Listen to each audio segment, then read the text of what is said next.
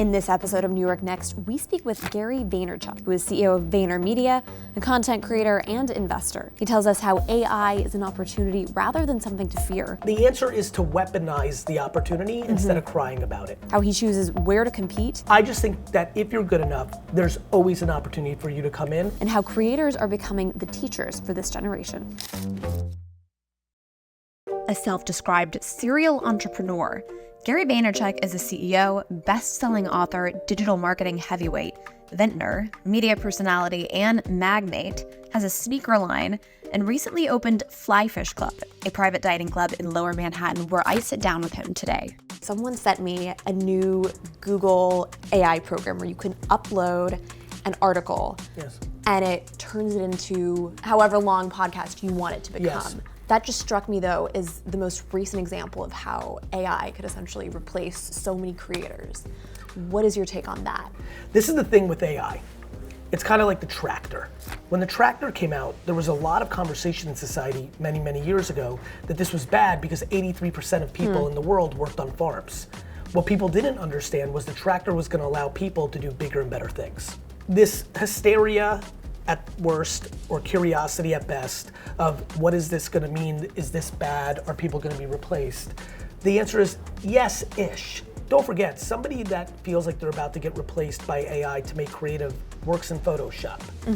The people that got good at Photoshop replaced the people that used to draw on paper. But the person that drew on paper was allowed to learn Photoshop. And so this concept that robots are gonna replace everyone here, that also could be in play.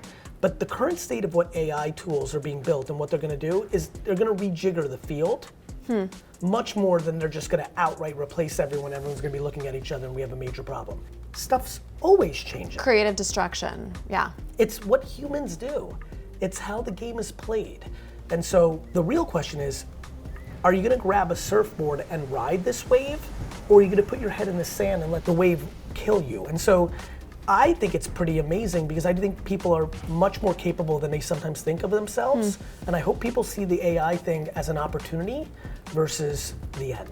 The answer is to weaponize the opportunity instead of crying about it. What ways has AI already changed what you're doing? Would you see using that tool for yourself? I am seemingly talking all the time. In reality, the reason I produce so much content is a lot of what I do is actually listen. So I do a lot of consumer insight work. So I have, for the last 15 years, spent a lot of time reading Twitter, reading social, and using Google. Currently, the way AI has changed my life is it is now my co-pilot, it is my partner in my strategy anthropology work, and I'm even sharper and more effective with clearer data and faster than I was a year ago. I've noticed a lot of people who come to you, a lot of the videos you post, you're obviously a CEO, you're a creator, you do all these things, but it seems like so much of what people look to you for is wisdom. I think the reason people come to me for that kind of stuff is because a lot of my content is about perspective. I believe that it's really hard to be successful or happy if you're not in a good place. I believe it's hard to be in a good place if you decide to look at everything that's bad instead of being grateful for what's good. Like the fact that we're even in New York City, working, I just think like there's so many people that have so much adversity. 800 million people on earth do not have access to clean water. I struggle with not factoring that in when I'm upset about something. You've gotten in a lot of already very saturated spaces.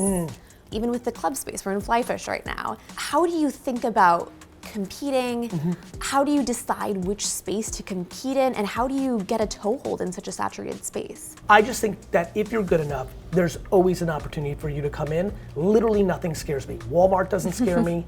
Amazon doesn't scare me. Tesla doesn't scare me. Nothing's scary if you're good enough. As far as choosing, it was actually the passions, the deep passions of my partners that were a big part of it. I have a funny feeling that New York will have 20 successful private clubs in 5 years. Really? I think so. You know, what New York has is what I love more than anything, which is balance. There's so much art, there's so much humanity, there's so much culture, there's so much more warmth than any people would ever realize. Like the way I see the jungle, and that's how I like it.